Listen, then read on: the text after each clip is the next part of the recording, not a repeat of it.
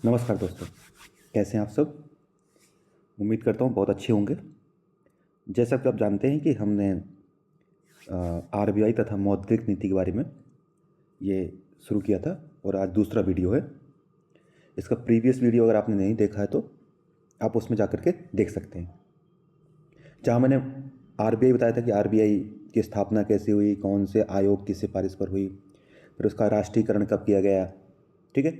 और उसके बाद हमने समझा था कि आरबीआई के क्या क्या कार्य हैं, ठीक है, और आरबीआई क्या कार्य हैं, बाकी बहुत सारी चीज़ें उसमें समझे थे। फिर हमने मौद्रिक नीति भी शुरू की थी कि आरबीआई किस तरीके से मुद्रा जो है मार्केट में, बाज़ार में, उसको नियंत्रित करता है, क्योंकि आरबीआई को करना होता है जो मुद्रास्फीति महंगाई है उसको नियंत्रित करना होता है।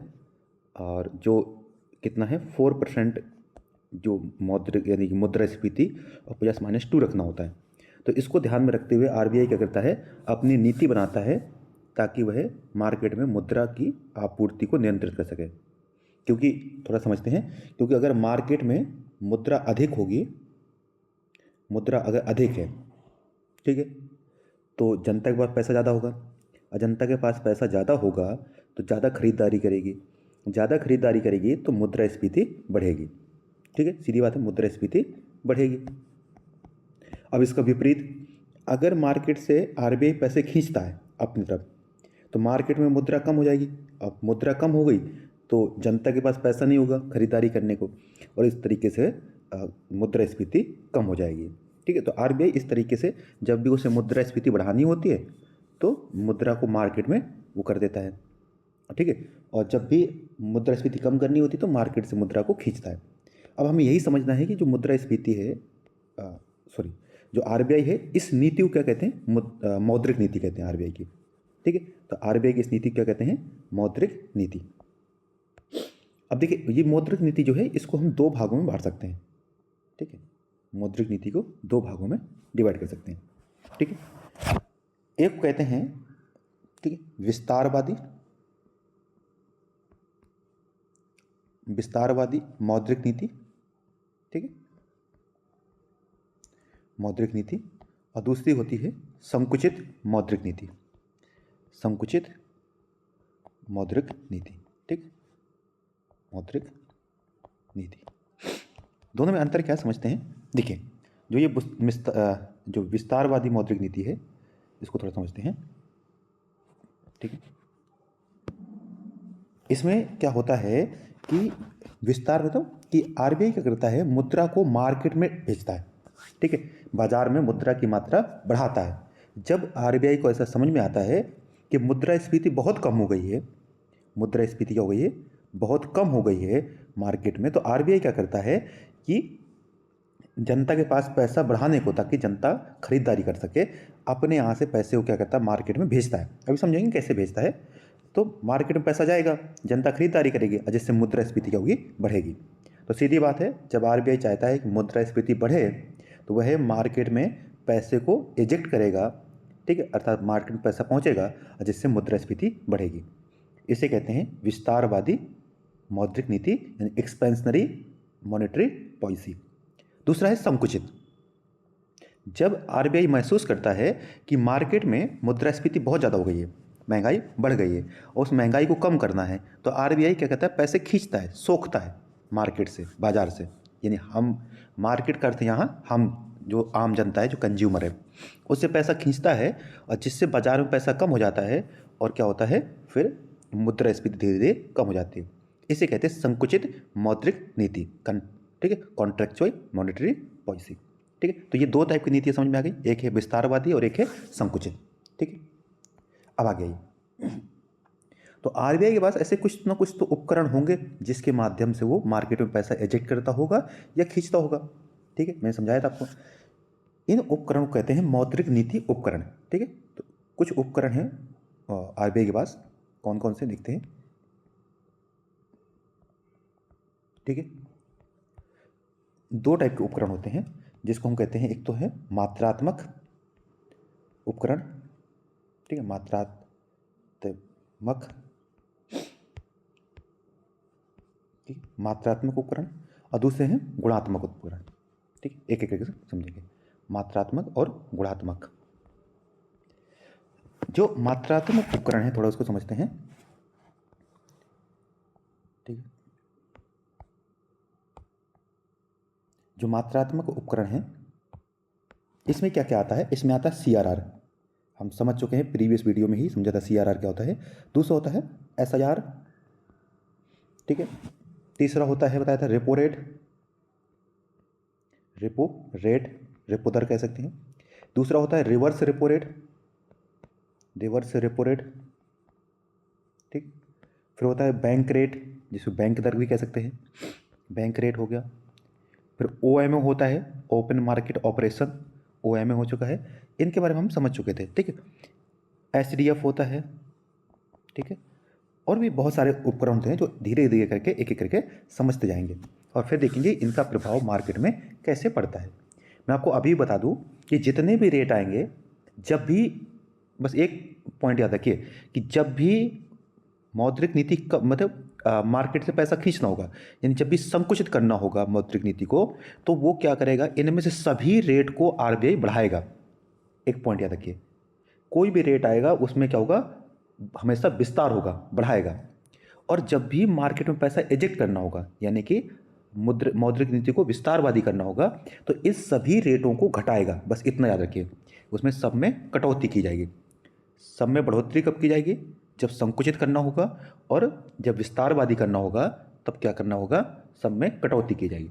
कटौती करने से मुद्रास्फीति बढ़ती है, और कटौती की जाएगी तो मुद्रास्फीति बढ़ेगी, और इनमें रेट को बढ़ाया जाएगा तो मुद्रास्फीति घटेगी। बस एक बात को सीधी सी याद रखिए, और इसके बाद आइए प्रश्नों को देखते हैं, सॉरी टॉपिक को देखते हैं। उसके बाद 2-3-4 प्रश्न भी करेंगे, परेशान मत होइए, तब आप UPSC में जो आए हुए प्रश्न हैं तब आप समझ पाएंगे कि कैसे क्वेश्चंस पूछे जाते हैं। ठीक है, तो आइए अब आगे देखते हैं एक एक करके। सॉरी, देखिए मैंने आपको वैसे CRR और SIR क्या होता है समझा चुका हूँ पीछे, उसमें आप जाकर देख सकते हैं। फिर भी मैं थोड़ा सा आपको हिंट दे देता हूँ, ताकि जब यहाँ पर आए हैं तो एक बार समझते हैं। तो CRR समझते हैं, इसके बाद क्या होता है, इसे कहते हैं कैश रिजर्व रेशियो, नगद आरक्षित अनुपात। ठीक है, CRR क्या होता है, कैश रिजर्व रेशियो, नगद आरक्षित अनुपात। देखिए जो भी बैंक होती हैं, जितने भी बैंक हैं, ठीक है, बैंकों के पास, वाणिज्यिक बैंक RBI को छोड़ करके सभी बैंकों के पास जनता क्या करती है, पैसा जमा करती है। अब ये दो तरीके से हो सकता है, एक होता है डिमांड डिपॉजिट, डिमांड डिपॉजिट, और एक होता है टाइम डिपॉजिट, जिसको हम फिक्स्ड डिपॉजिट भी कह सकते हैं। डिमांड डिपॉजिट वो होता है जो हम कभी भी RBI के पास जा करके मांग सकते हैं, उसे कहते हैं हम डिमांड डिपॉजिट। और टाइम डिपॉजिट क्या होता है, जो एक फिक्स टाइम को जमा करते हैं, जिसको हम FD भी कह सकते हैं। ठीक है, उसे क्या कहते हैं हम, टाइम डिपॉजिट।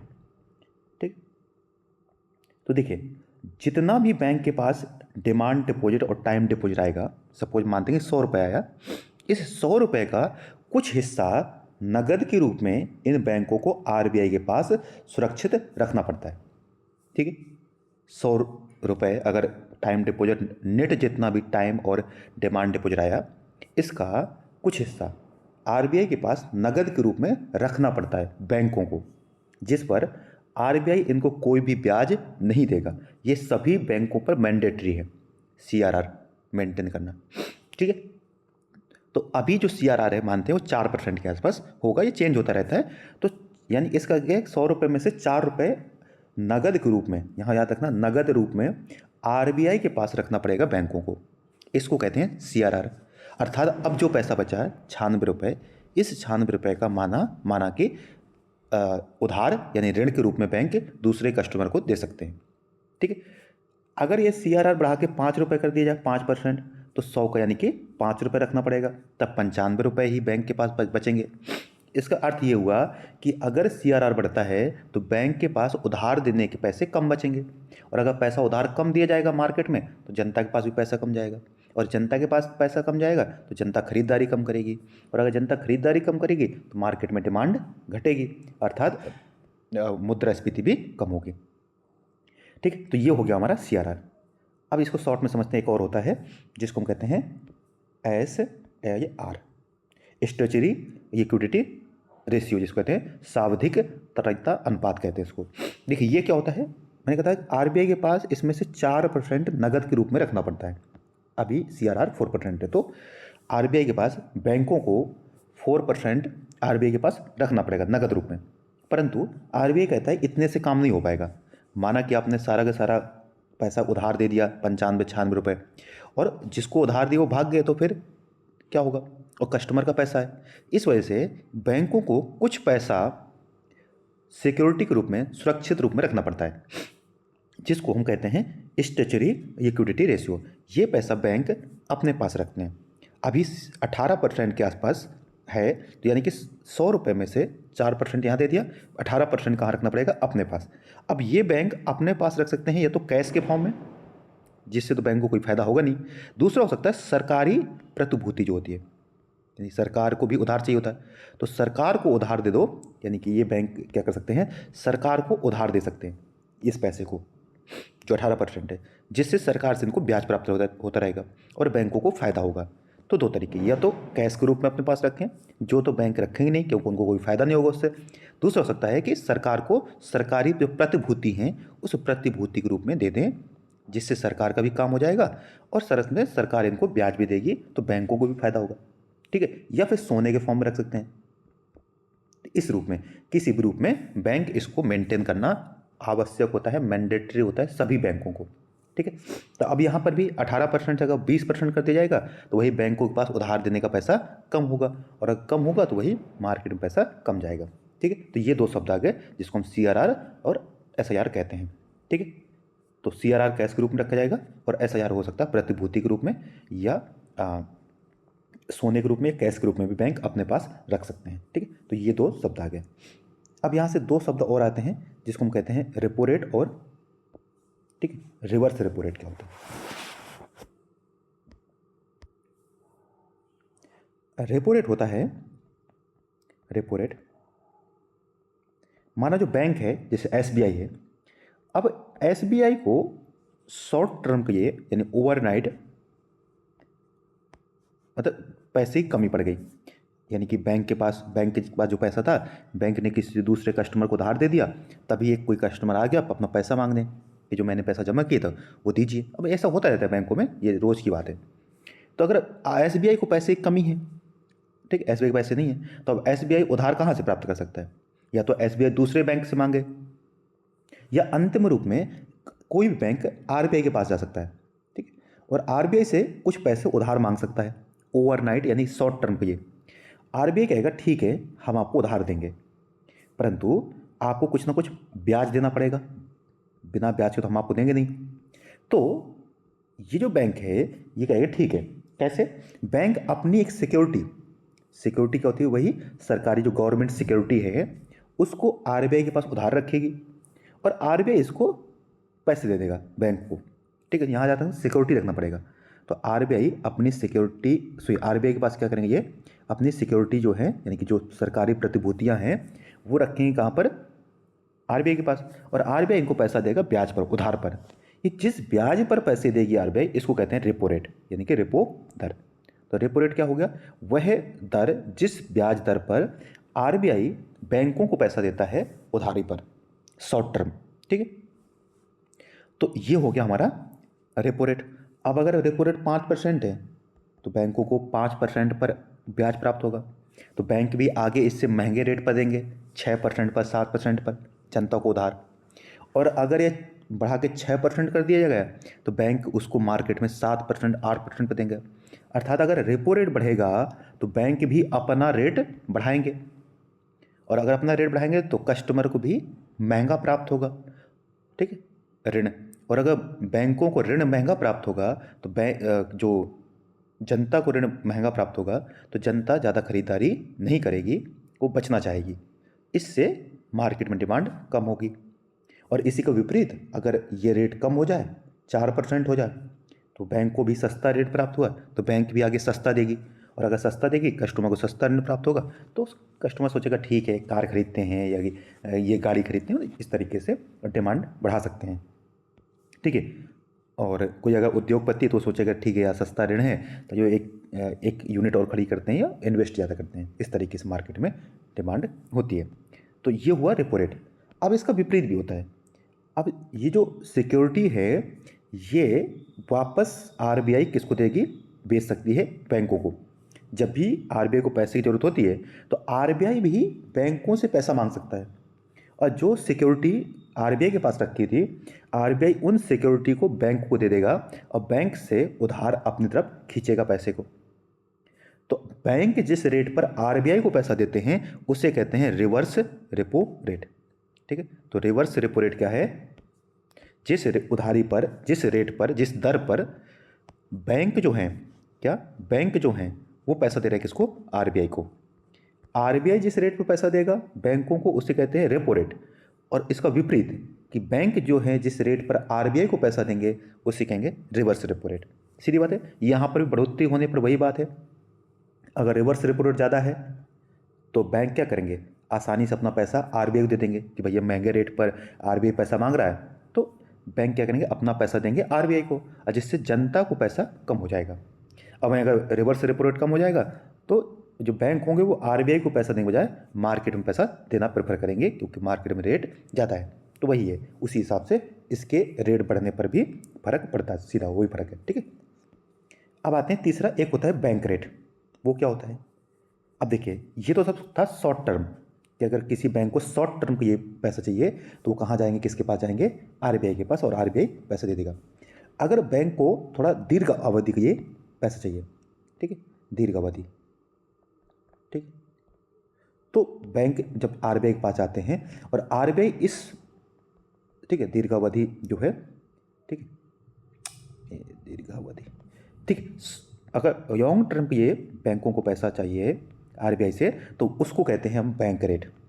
ठीक है, तो यार रिवर्स रेपो रेट या रिवर्स रेट क्या था, रेपो रेट क्या, सॉरी, रेपो रेट था शॉर्ट टर्म, और ये क्या है, दीर्घ अवधि, यानी कि अधिक समय तक पैसा चाहिए होगा अगर बैंकों को तो वो उसको कहेंगे बैंक रेट। ठीक है, और ठीक है, और ये जो बैंक रेट है, ठीक, ये थोड़ा सा रेपो रेट से ज़्यादा होता है। ठीक है, रेपो रेट से ज़्यादा होगा कौन सा, बैंक रेट, क्योंकि ये शॉर्ट टर्म नहीं लॉन्ग टर्म के लिए चाहिए होता है। ठीक है, तो ये तो समझ में आ गया।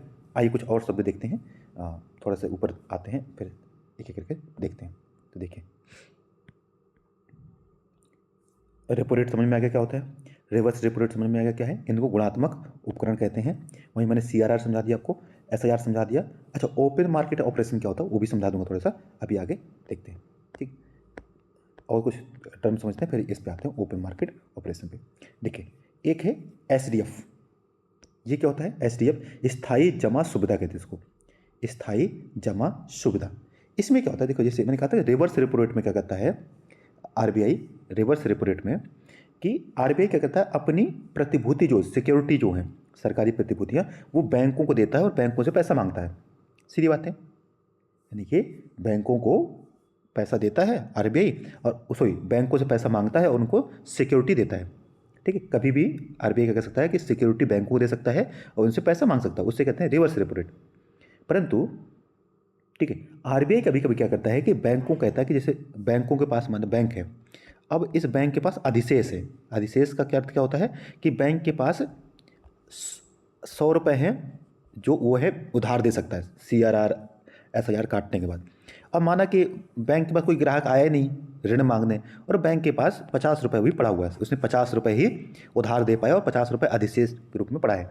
तो अब ये बैंक के एक तरीके क्या है, बैंक के ऊपर यह है, ठीक है, यह है बैंक के ऊपर एक तरीके से जिम्मेदारी है, इसका कोई फ़ायदा बैंक को नहीं होगा, ऊपर से बैंक को इस पर ब्याज देना पड़ेगा कस्टमर को।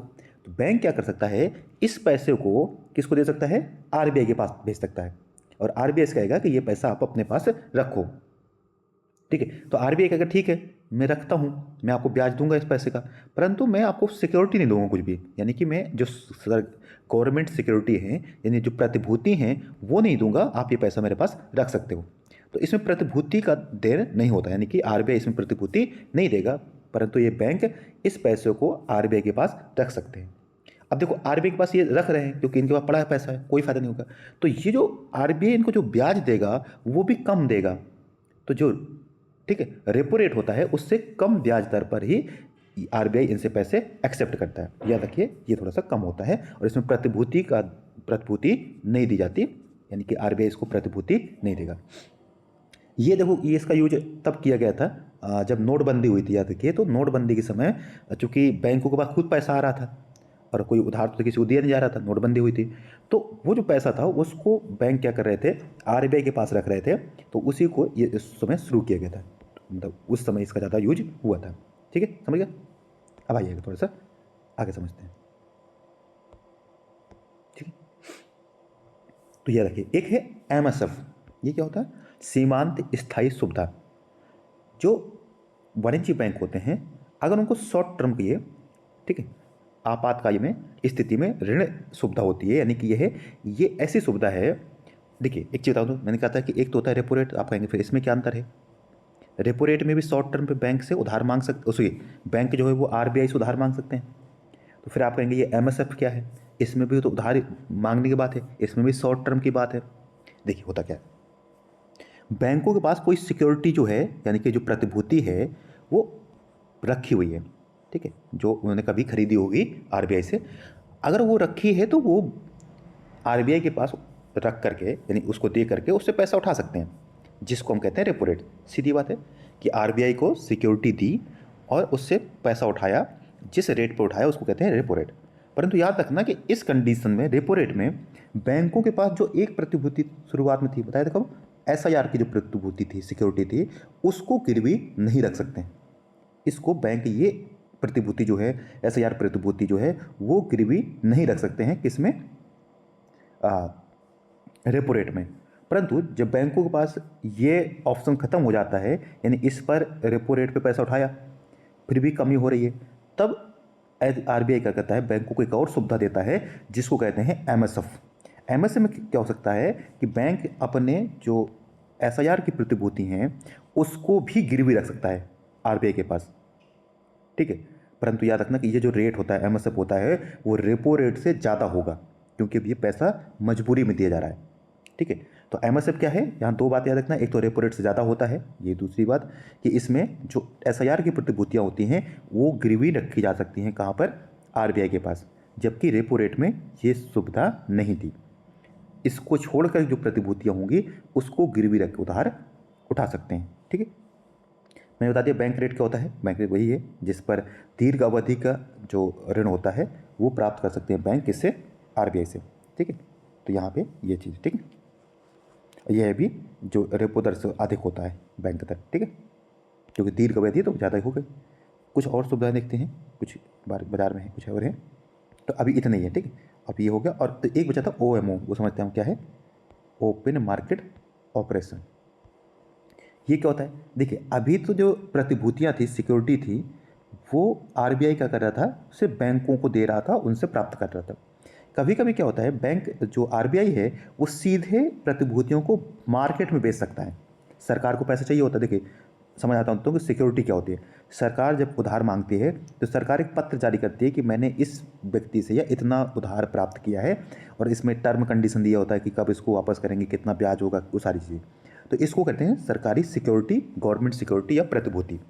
इसके आगे पढ़ेंगे क्या होता है, सिक्योरिटी क्या होता है, ट्रेजरी क्या होता है, बॉन्ड क्या होता है, वो सब समझेंगे। अभी आप इतना याद रखिए कि सिक्योरिटी मतलब एक कोई पत्र होता है जो सरकार जारी करती है उधार मांगते समय। अब जब ये जो होता है, तो अभी आरबीआई क्या कर रहा था, बैंकों के साथ खरीद बिक्री कर रहा था।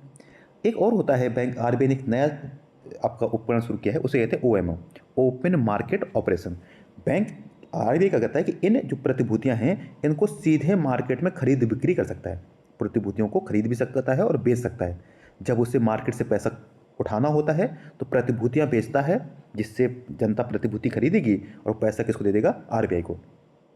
और आरबीआई के पास पैसा जाएगा तो मार्केट में पैसा कम हो गया, और अगर मार्केट में पैसा कम हो गया तो डिमांड कम होगी, जनता के पास पैसा ही नहीं है तो खरीदारी कम होगी। इसका विपरीत कि जब आरबीआई को पैसा इंजेक्ट करना होता है मार्केट में, तो वह इन प्रतिभूतियों को खरीदता है, और इनको खरीदेगा तो जनता के पास पैसा आएगा, जनता उस पैसे से खरीदारी करेगी। तो ओपन मार्केट ऑपरेशन क्या है? जो प्रतिभूतियां हैं उसको बाजार में खरीद बिक्री करने का एक उपकरण है मौद्रिक नीति का। ठीक है, आइए अब थोड़ा सा यूपीएससी में आए हुए कुछ प्रश्न देखते हैं, फिर आप इनको उत्तर दीजिए, फिर समझते हैं आगे।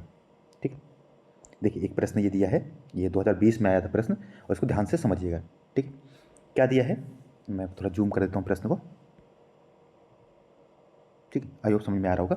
देखिए क्या दिया प्रश्न, यदि भारतीय रिजर्व बैंक एक विस्तारवादी, याद रखना विस्तार मतलब मार्केट में पैसा भेजना है, विस्तारवादी मौद्रिक नीति अपनाता है तो वह निम्न में से क्या नहीं करेगा। ध्यान रखना यहाँ पे क्या नहीं करेगा, याद आ रहा है। रेट बढ़ेंगे तो संकुचन होगा, पैसा मार्केट में कम जाएगा, रेट घटेंगे तो मार्केट में पैसा अधिक जाएगा, यानी विस्तारवादी होगी। अब आइए देखते हैं, कहते जो वैधानिक तरलता अनुपात है SIR होता है, इसमें कटौती करेगा। ठीक है, एकदम सही बात है, कटौती करनी चाहिए, कमी करनी चाहिए। दूसरा इस सीमांत स्थायी सुविधा जिसको हम MSF कहते हैं, मार्जिनल स्टैंडिंग फैसिलिटी कहते हैं, इसमें बढ़ोतरी करेगा। अभी समझाया, सभी रेटों में बढ़ोतरी कर दी तो वह है संकुचित, सभी में कमी कर दी तो विस्तारवादी। सिंपल सीधा सा कॉन्सेप्ट याद रखना है, कभी मिस्टेक नहीं हो सकती है। तो सीमांत स्थायी सुविधा में बढ़ोतरी ये तो नहीं कर सकता भैया, करेगा तो फिर विस्तारवादी कहाँ हुई। तीसरा बैंक रेट और रेपो रेट में कटौती, हाँ ऑफकोर्स कटौती तो करना ही चाहिए, तभी विस्तारवादी होगी। तो क्या नहीं करेगा, तो दूसरा कथन नहीं करेगा, अर्थात हमारा ऑप्शन बी एकदम सही है। ठीक है, अब आइए नेक्स्ट क्वेश्चन देखिए, ये भी 2015 में पूछा गया था। ठीक है, ध्यान से देखिए प्रश्न को, क्या कह रहा है। ठीक है, कह रहा है कि भारतीय अर्थव्यवस्था के संबंध में निम्न कथनों पर विचार कीजिए। कह रहा है कि बैंक दर OMO यानी कि ओपन मार्केट ऑपरेशन, इसे OMO कहेंगे, सार्वजनिक ऋण और राजस्व, सार्वजनिक राजस्व उपरोक्त में से कौन से मौद्रिक नीति की घटक हैं। अब देखिए, मैंने बैंक रेट समझाया है, अभी बताया था। ठीक है, OMO समझाया है, हाँ समझाया है। क्या मैंने सार्वजनिक ऋण समझाया है क्या? ठीक है, ये सार्वजनिक राजस्व समझाया क्या? नहीं समझाया। यानी ये दोनों राजस्व नीति के पार्ट हैं जो सरकार अपनाती है, ना कि मौद्रिक नीति।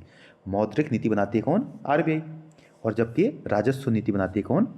सरकार बनाती है। तो ये दोनों राजस्व नीति के पार्ट हैं, ना कि मौद्रिक नीति के।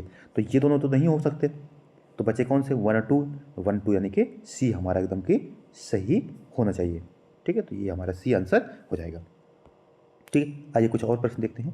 अच्छा, ये मौद्रिक नीति से संबंधित प्रश्न है, इसको आप एक बार देखिए, फिर इसका उत्तर भी आप थोड़ी देर बाद प्राप्त हो जाएगा। ठीक है, अब देखिए एक क्वेश्चन, ये देखिए, इसको अगर ध्यान से समझेंगे, कह रहा है कि भारतीय, ये 2019 का प्रश्न है। देखिए, कह रहे भारतीय रुपए की गिरावट को रोकने के लिए निम्न में से कौन सा एक सरकार या भारतीय रिजर्व बैंक द्वारा अपनाया जाने वाला सर्वाधिक संभावित उपाय नहीं है। यानी कि RBI को क्या नहीं, या सरकार को क्या नहीं करना चाहिए अगर रुपए की गिरावट हो रही है।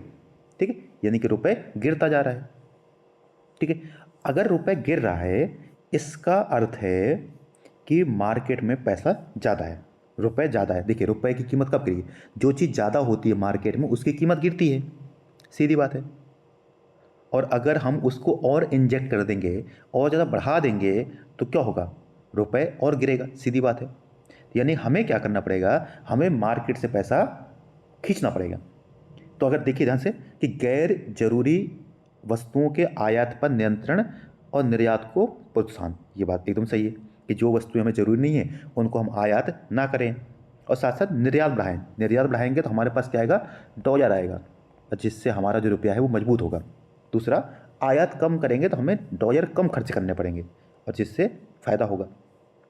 भारतीय उधारकर्ताओं को रुपए के मसाया बॉन्ड जारी करना, ये सही बात है कि अगर हम रुपए में जारी करेंगे बॉन्ड, यानी पैसा जो उठा रहे हैं मार्केट से वो रुपए में उठाएंगे तो फ़ायदा होगा, अगर डॉलर में उठाएंगे तो दिक्कत है। तो ये तो करना चाहिए, अवश्य करना चाहिए।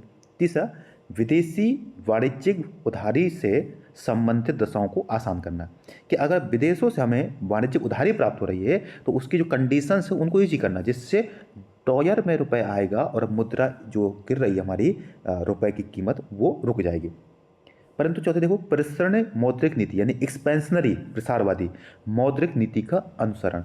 अभी बताया, अगर आप मार्केट में पैसा और इजेक्ट करेंगे तो क्या होगा? रुपए की कीमत और गिरेगी, रुपए में और गिरावट होगी क्योंकि मार्केट में पैसा ज़्यादा है। तो ये तो हम नहीं कर सकते हैं, यहाँ संकुचित मौद्रिक नीति अपनाना चाहिए, अर्थात हमारा ऑप्शन डी ही ऐसा है जिसको अपनाया नहीं जा सकता। तो ये आंसर याद रखिए कि डी को नहीं कर सकते। ठीक है, आज समझ गए होंगे आप ये अच्छे से। तो इस तरीके से इसमें प्रश्न आते हैं जिसको हमें ध्यान में रख करके करना होता है। ठीक है, अब देखिए कुछ ये तो अभी तक हम जो बात कर रहे थे वो थे हमारे मात्रात्मक उपकरण। अब कुछ उपकरण होते हैं जिसको हम कहते हैं गुणात्मक उपकरण। गुणात्मक अर्थ होता है जब आरबीआई डांट फटकार करके बैंकों को समझाती है या किसी कभी कभी उस पर कुछ सीमाएं तय कर देती है ताकि मार्केट में जो पैसा है उसको रोका जा सके। कई बार क्या होता है कि आरबीआई तो क्या करता है, अपने रेपो रेट इनको सबको बढ़ा देता है, जैसे मार्केट से पैसा खींचना है तो आरबीआई ने क्या किया, रेपो रेट बढ़ा दिया, परंतु बैंक फिर भी नहीं बढ़ाते हैं अपना मुनाफा कमाने के चक्कर में ताकि ज़्यादा उधार दे सकें, और जिससे मुद्रास्फीति कमज़ोर या कम नहीं होती है। तब बैंक क्या करता है, कुछ ऐसे उपकरण हैं जो अपनाता रहता है जिसको कहते हैं गुणात्मक उपकरण। जैसे एक तो है क्रेडिट रेशनिंग। ठीक है, ये क्या है, क्रेडिट रेशनिंग। ठीक है, क्रेडिट रेशनिंग का होता है कि बैंक तय कर देता है, बैंक जो है आरबीआई है कुछ विशेष क्षेत्रों को कह देता है कि इसको आप कितना ऋण दे सकते हैं, किस सेक्टर को कितना ऋण दे सकते हैं, उस सीमा को तय कर देता है बैंकों के ऊपर। इसे कहते हैं ऋण मार्जिन या क्रेडिट रेशनिंग, कि भैया देखो आपको इस सेक्टर को इतना ही पैसा देना पड़ेगा। जैसे कृषि क्षेत्र को, छोटे उद्योगों को, इनको प्राथमिकता जो सेक्टर हैं, मैं बताया था क्या होते हैं प्राथमिकता सेक्टर, उनको उधार देने की सीमा को घटाता है या बढ़ा देता है। ठीक है, और जहाँ जोखिम ज़्यादा होता है और वहाँ सीमा तय कर देते हैं कि जहाँ ज़्यादा जोखिम है वहाँ ऋण आप कम दीजिए। ठीक है, दूसरा है बैंक क्या करता है कि नैतिक प्रोत्साहन देता रहता है, बैंकों को समझाता रहता है कि देखिए अनुरोध करना, उनको सुझाव देना आदि माध्यम से भी बैंकों को क्या करता रहता है, आरबीआई थोड़ा सा मोटिवेट करता रहता है। ठीक है, यह भी एक अनौपचारिक तरीका है जिससे बैंक क्या करता है, राष्ट्रीय हित में बैंकों को क्या करता है, मोटिवेशन करता रहता है, जिससे बैंकों से कृषि ऋण में वृद्धि करने की वृद्धि करने के सुझाव देना कि भैया जो किसान हैं उनको आप ज़्यादा ऋण दीजिए, और ठीक है, या छोटे उद्योग हैं उनको ऋण दीजिए, या जो ठीक है शिक्षा आदि क्षेत्र में ऋण अधिक दीजिए। इस तरीके से आरबीआई भी बैंकों को क्या करता रहता है, ठीक है, सुझाव देता रहता है। इससे भी हम गुणात्मक ठीक है उपकरण कहते हैं। नेक्स्ट देखिए, कई बार बैंक क्या करता है, क्रेडिट रेस्ट्रिक्शन कर देता है, प्रतिबंध कर देता है। ठीक है, आरबीआई कुछ क्षेत्रों में क्या करता है, ऋण देने पर प्रतिबंध कर सकता है कि आप इस सेक्टर में पैसा ऋण नहीं देंगे। जैसे सट्टेबाजी हो गया, ऐसी कोई गतिविधियां हैं जिससे देश को नुकसान हो सकता है, इस समाज को नुकसान हो सकता है, आर्थिक प्रगति रुक सकती है, उन वस्तुओं पर ऋण देने पर रोक कर सकता है। या जैसे लग्जरी आइटम्स हैं, जब मार्केट में महंगाई बहुत अधिक बढ़ जाती है तो आरबीआई उसको रोकने के उद्देश्य से इस पर ऋण देने पर कुछ रिस्ट्रिक्शन कर सकता है या रेट बढ़ाने को कह सकता है बैंकों को। ठीक है, तो ये समझिएगा। आइए कुछ और देखते हैं।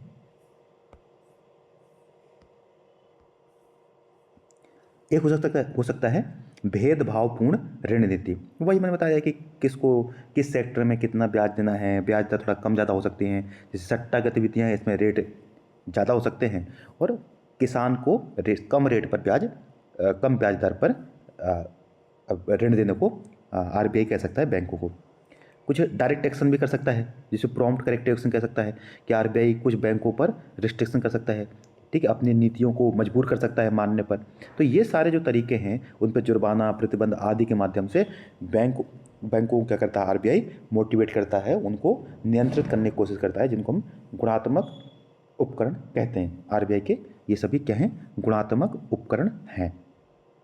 ठीक है दोस्तों, तो ये हो गया हमारा नीतियाँ क्या हैं आरबीआई की। अब देखिए आरबीआई करता कैसे, तो हमने एक मौद्रिक नीति समिति है जो मौद्रिक नीति बनाने का कार्य करती है। अब कोई एक व्यक्ति इसमें निर्णय कर नहीं सकता है। तो 2016 में ठीक है सरकार ने एक कानून जो आरबीआई अधिनियम है उस पर सुधार किया, और आरबीआई एक्ट 1934 में एक संशोधन किया 2016 में। ठीक है, और क्या संशोधन किया कि आरबीआई की जो मौद्रिक नीति है अब वो तय किसी एक व्यक्ति यानी कि अर्थात एक गवर्नर या एक व्यक्ति के माध्यम से नहीं, एक समिति होगी, और उस समिति की सिफारिश पर हम क्या करेंगे, मौद्रिक नीति जो है वो तय की जाएगी। और इसका जो समिति बनाने की जो सिफारिश की गई थी वो थी उस समय उर्जित पटेल कमेटी के माध्यम से सिफारिश पर इसको बनाने का प्रस्ताव रखा गया था। ये एक इंपॉर्टेंट पॉइंट है। ठीक है, तो उर्जित ये कमेटी जो है उसकी सिफारिश के आधार पर इसको बनाया गया था। अगर हम इसकी संरचना की बात करें कि इस कमेटी में कितने मेंबर होते हैं, सदस्य होते हैं, तो इसमें 6 सदस्य होते हैं। ठीक है, मौद्रिक नीति समिति में 6 सदस्य होते हैं, जिसमें 3 आरबीआई से होते हैं और 3 बाहर से सरकार के होते हैं। ठीक है, तो 3 सरकार के सदस्य होते हैं और 3 आरबीआई के होते हैं। आरबीआई कौन कौन होते हैं? एक तो आरबीआई का जो अध्यक्ष होता है, गवर्नर होता है। ठीक है, कमेंट बताइए कि अभी कौन है, इस समय वर्तमान में कौन है आरबीआई गवर्नर। बता दूं कि वैसे जो पुराने गवर्नर थे वो चेंज हो चुके हैं। ठीक है, शक्तिकांत दास जी जो थे वो चेंज हो गए हैं, अभी नए गवर्नर बने हैं। मैं बताया था आपको पुरानी वीडियो में, तो आप बताइए ज़रा कौन है। ठीक है, तो एक तो होते हैं अध्यक्ष इस समिति में, दूसरे होते हैं डिप्टी गवर्नर। ठीक है, आपको बता चुके हैं ना कितने गवर्नर और कितनी डिप्टी गवर्नर होते हैं। एक गवर्नर और अधिकतम 4 डिप्टी गवर्नर हो सकते हैं आरबीआई में। ठीक है, तो इसमें डिप्टी गवर्नर एक भी होते हैं और एक अन्य कोई अधिकारी होता है जिसे आरबीआई नामित कर सकता है, नॉमिनेट कर सकता है। तो 3 सदस्य, एक तो आरबीआई का गवर्नर होगा, एक डिप्टी गवर्नर होगा जिसको मौद्रिक नीति प्रभारी कहेंगे, और एक आरबीआई किसी को नियुक्त कर सकती है, नामित कर सकती है। वहीं सरकार की तरफ से भी 3 मेंबर होते हैं। ठीक है, जिनको गवर्नमेंट क्या कहती है, नॉमिनेट करती है, तो केंद्र सरकार द्वारा नामित। ये स्वतंत्र विशेषज्ञ होते हैं जिनकी नियुक्ति 4 वर्षों तक रहती है, यानी कि इनको 4 ईयर के टर्म के उद्देश्य से इनको नियुक्त किया जाता है।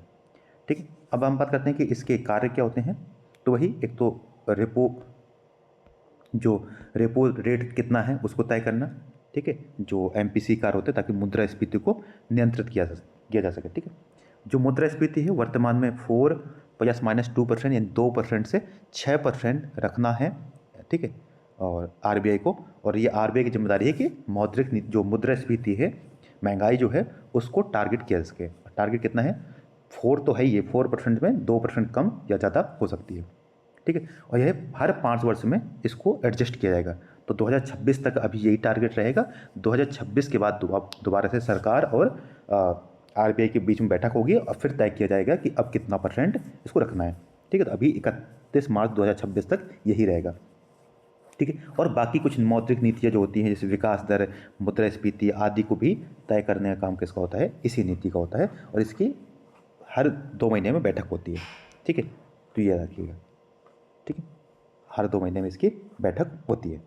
ठीक है, और अच्छा इसमें क्या होता है कि इसमें जो निर्णय होते हैं वो बहुमत से होते हैं। ठीक है, बहुमत के आधार पर निर्णय होते हैं, और अगर बहुमत यानी कि बराबर हो जाए, अगर मत बराबर हो जाए, जो आरबीआई गवर्नर होता है उसके पास कास्टिंग वोट होता है, यानी अंतिम वोट देने का अधिकार किसके पास होता है?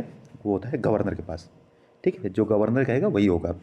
तो बहुमत के आधार पर निर्णय होंगे, परंतु कास्टिंग वोट करने का अगर जो मत है वो बराबर हो जाते हैं तो कास्टिंग वोट देने का अधिकार किसके पास है?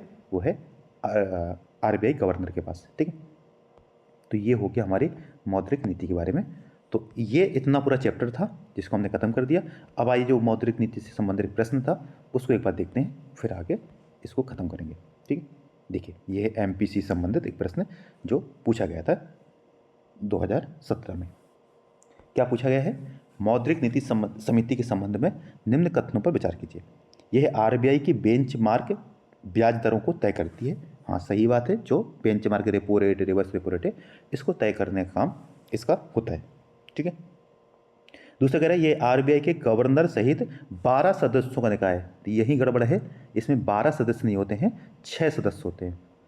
ठीक है, तो इसमें कितने सदस्य होते हैं? 6। 3 आरबीआई से और 3 जो होते हैं वो कहाँ से होते हैं? सरकार के सदस्य होते हैं। ठीक है, जिनको सरकार नॉमिनेट करती है 4 वर्ष के। ठीक है, तो दूसरा कथन रॉन्ग हो गया। अगर यहाँ से हटा दें तो देखो दूसरा ये खत्म और ये खत्म। फर्स्ट तो सही है। अब तीसरा देखते हैं, यह केंद्रीय वित्त मंत्री की अध्यक्षता में कार्य करती है। तो अभी बताया कि ऐसा नहीं है, इसमें आरबीआई गवर्नर जो होता है उसकी अध्यक्षता में यह काम करता है। तो तीसरा कथन भी रॉन्ग हो गया। तो हमारा स्टेटमेंट 1 इज करेक्ट, ये हमारा इसके बारे में हो गया। ठीक है दोस्तों, तो ये हमने ख़त्म कर दिया आज तीसरा चैप्टर। हम 3 चैप्टर ख़त्म कर चुके हैं अभी तक भारतीय अर्थव्यवस्था के, और हमने यूपीएससी संबंधित जितने भी प्रश्न आए हुए बाकी 2 चैप्टर में, या हमारी तरफ से बनाए हुए कुछ 12-15 क्वेश्चंस थे, एक वीडियो में हमने किया था। यदि आप चाहते हैं कि आपका बहुत अच्छा परफॉर्मेंस रहे और अभी जो मेंस या जो अभी आपका प्री एग्ज़ाम होगा यूपीएससी का 2025 का।